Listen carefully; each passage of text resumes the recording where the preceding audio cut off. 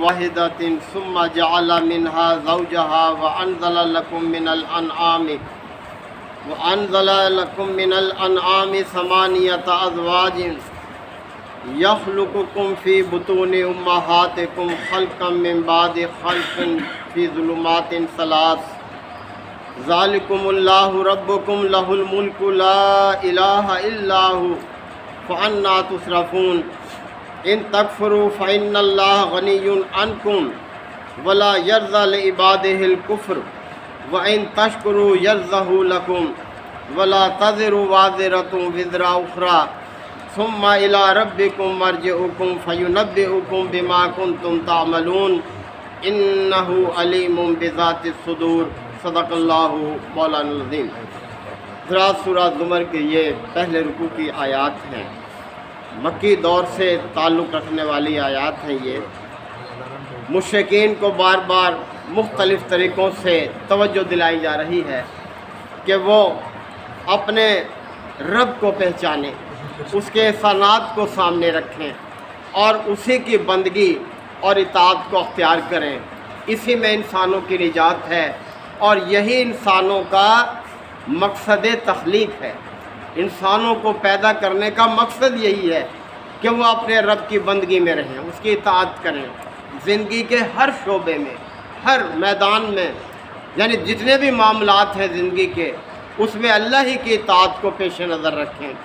اللہ اسی چیز کو پسند فرماتا ہے، خوش ہوتا ہے۔ یہی ان آیات میں یہ پیغام ہے۔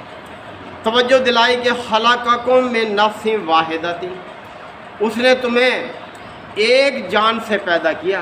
دیکھو کہاں سے تمہارا آغاز ہوا، حضرت آدم علیہ السلام کو پیدا کیا۔ ثم جعل منها زوجها، پھر اسی سے اس کا جوڑا بنایا۔ اب دیکھیں ترتیب یہ زمانی نہیں ہے بلکہ یہ بیانی ترتیب ہے۔ ہم بھی یہ چیز اختیار کرتے ہیں کہ کہتے ہیں بھئی دیکھو میں نے آج بھی تمہیں سمجھایا ہے اور کل بھی تمہیں سمجھایا تھا۔ اس کا مطلب یہ نہیں ہے کہ آج کا کام پہلے ہوا ہے، کل اس کے بعد کر رہا ہوں میں۔ یہ زبان کی یہ خوبی ہے، وہی اللہ تعالیٰ نے بھی استعمال کی ہے کہ اس نے تمہیں ایک جان سے پیدا کیا اور پھر اسی سے اس کا جوڑا بنایا۔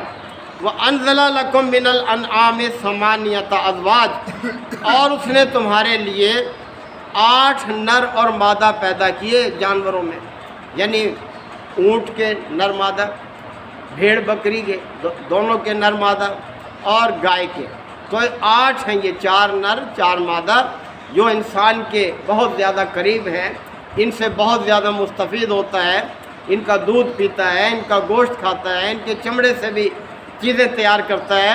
تو تمہارے لیے نر اور مادہ یہ 8 جانور پیدا کیے۔ اور پھر یہ کہ یخلق فی بطون امہاتکم، اور وہی تمہیں تمہارے ماؤں کے پیٹوں سے پیدا کرتا ہے، ماؤں کے پیٹ میں۔ اور فرمایا مزید خلقن من بعد خلقن فی ظلمات ثلاث، 3 تاریک پردوں میں ایک کے بعد دوسری تبدیلی کے ساتھ تمہاری ماں کے پیٹوں میں تمہیں اس نے تخلیق کیا۔ اب 3 پردے، ایک تو یہ پیٹ ہے، جلد ہے، دوسرا اس کے اندر رحم ہے، تیسرا پھر بچہ جس جھلی میں لپٹا ہوتا ہے وہ ہے۔ یعنی اللہ تعالیٰ نے 3 پردوں کے اندر تاریکی میں کس طرح سے ایک سے دوسری حالت میں تمہیں تبدیل کرتا چلا گیا تمہاری ماؤں کے پیٹ میں۔ ذالکم اللہ ربکم، یہ سب کام کرنے والا اللہ ہی ہے جو تمہارا رب ہے۔ یعنی کس طرح سے تمہیں تخلیق کے عمل سے وہ تمہیں لایا ہے اس دنیا میں تبدیلیوں کے ساتھ جو ہے۔ اور دیکھیں کس طرح سے ماں کے پیٹ کے اندر بچہ کس طرح سے وہ حرکت کرنا شروع کر دیتا ہے، کوئی اس کی توجیہ نہیں کر سکتا، میڈیکل سائنس بھی، کہ کیا یہ چیز آ گئی کہ گوشت کا ایک لوتھڑا تھا، اس کے اندر کچھ بھی جان نہیں تھی اور یکایک وہ سانس لینے لگ جاتا ہے، دورانا خون شروع ہو جاتا ہے، دل دھڑکن شروع ہو جاتی ہے، اور پھر جب وہ چیز جب نکال لیتا ہے، اس کا حکم آتا ہے تو دیکھیں بے جان ہو جاتا ہے۔ کس طرح سے ہماری آنکھوں کے سامنے ہوتا ہے، ہم خود اسے نہلاتے ہیں، کفن پہناتے ہیں، اس کو زمین میں پہنچاتے ہیں۔ تو یہ عمل ہر انسان کے ساتھ ہونا ہے۔ اللہ کی اطاعت اور بندگی کی طرف توجہ دلائی جاتی ہے۔ تو ذالکم اللہ ربکم، وہ تمہارا رب اللہ ہی ہے جو یہ سب کام کرتا ہے۔ لہ الملک، فرما روائی اس کی ہے۔ کائنات میں کون ہے بادشاہ اس کائنات کا؟ کون چلا رہا ہے؟ کون یہ رات دن کی تبدیلی، سورج چاند کا طلوع غروب ہونا، گھٹنا بڑھنا، یہ موسموں کی تبدیلی، یہ بارشوں کا برسنا، یہ کس طرح سے دیکھیں اللہ کی بادشاہت ہے۔ لا الہ الا ہو، کوئی نہیں معبود سوائے اس کے۔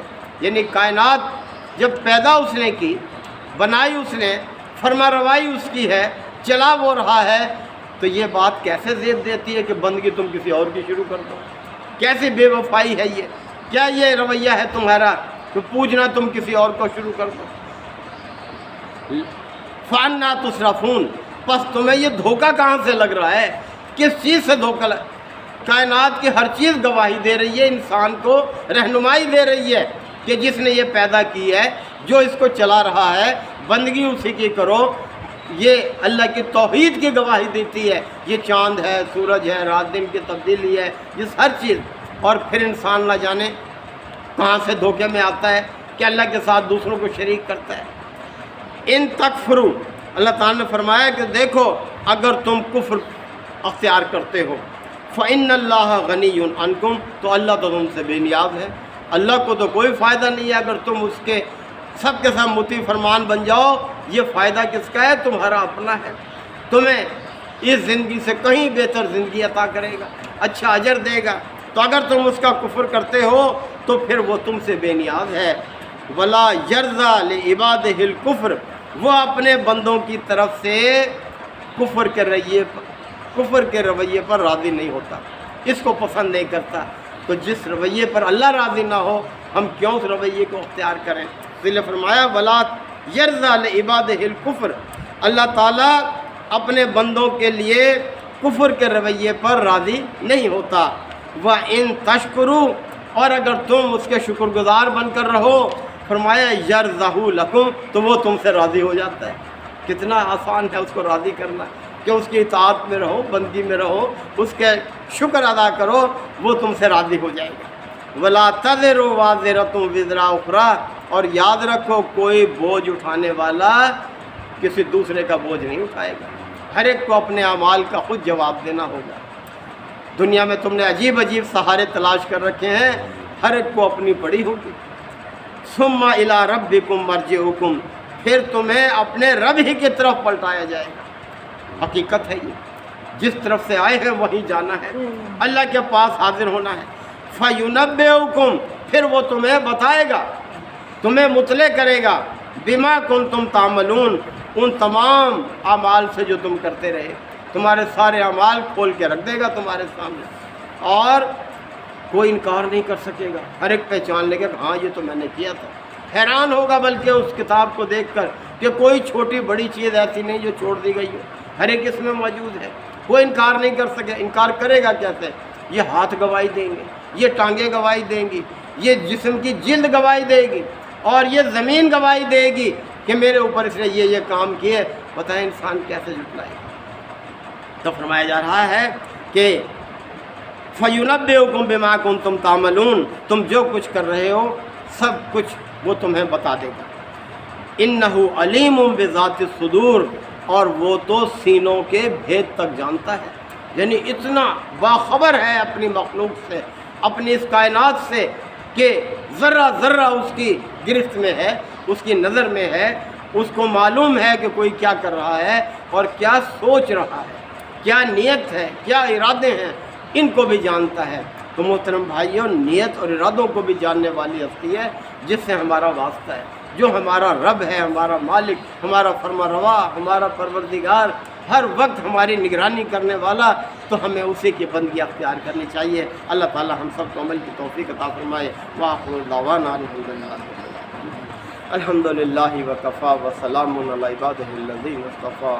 ربنا آتنا فی الدنیا حسنہ وفی الآخرۃ حسنہ وقنا عذاب النار وادخلنا الجنۃ مع الابرار یا عزیز یا غفار یا رب العالمین۔ اللہم انک عفو کریم تحب العفو فاعف عنا۔ اللہم من احییتہ منا فاحیہ علی الاسلام ومن توفیتہ منا فتوفہ علی الایمان۔